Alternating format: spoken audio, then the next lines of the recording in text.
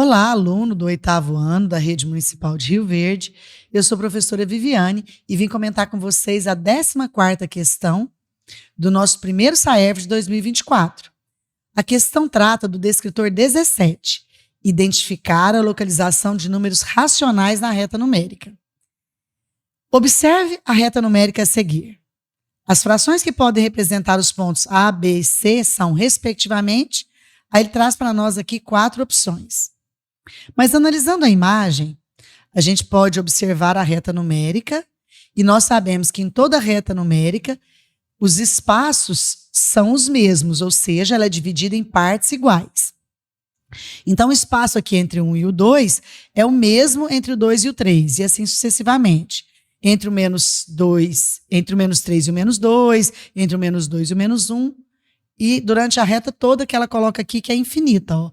Essa setinha que ela coloca aqui é a ideia de infinita, porque uma reta é infinita. Ele marca só 3 pontos, o ponto A, o ponto B e o ponto C. O ponto A está marcado exatamente no meio, na parte mediana, né, entre menos 2 e menos 1. Então, ele automaticamente, a gente já sabe que ele vale um número racional, que na forma decimal pode ser escrita como menos 1,5.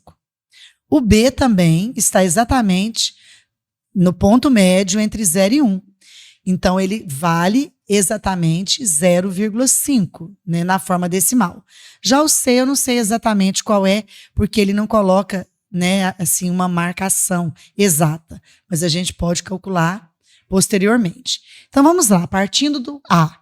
O A é o número decimal menos 1,5.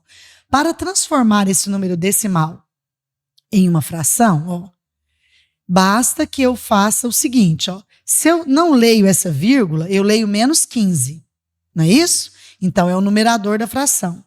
Como tem apenas uma casa decimal, ou seja, apenas um dígito após a vírgula, então o denominador dessa fração é 10. Então, eu escrevi, né, esse número decimal na forma fracionária. Então, menos 1,5 é o mesmo que menos 15 décimos. Simplificando essa fração, ou seja, dividindo o numerador e denominador pelo mesmo número, eu vou dividir o numerador por 5 e o denominador por 5. Eu encontro a fração equivalente menos 3/2. E eu já encontro as respostas aqui, ó. O A valendo menos 3/2, o item B satisfaz e o item D também. Depois a gente tem que ver os outros para ver qual é o item verdadeiro para essa questão. A mesma coisa nós vamos fazer com B. Na forma decimal, ele é 0,5. Transformando 0,5 em fração, se eu tiro a vírgula aqui, ó, eu leio só 5, né? Porque 0 à esquerda eu não leio. Então, o numerador da fração é 5.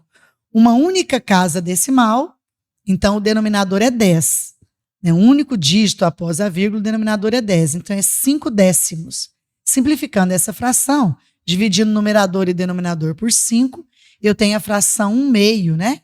Então, essa fração meio, 0,5, representa o ponto B. Então, eu já encontro aqui, ó, o item B pode ser verdadeiro e o item D também pode ser verdadeiro.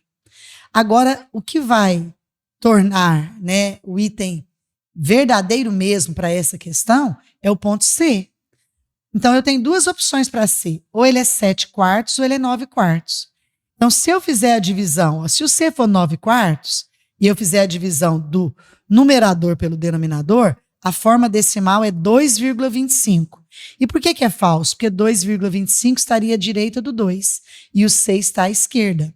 Então, só me resta a alternativa que C é 7/4, porque dividindo o numerador pelo denominador, para eu escrever esse número na forma decimal, eu tenho 1,75.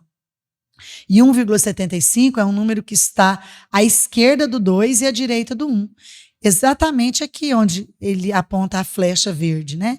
Então, o item verdadeiro dessa questão é o item B, que torna a questão verdadeira, porque satisfaz o ponto A, o ponto B e o ponto C. Espero que você tenha compreendido e conseguido entender a localização desses números racionais, escritos na forma decimal e também escritos na forma fracionária. Até a próxima questão.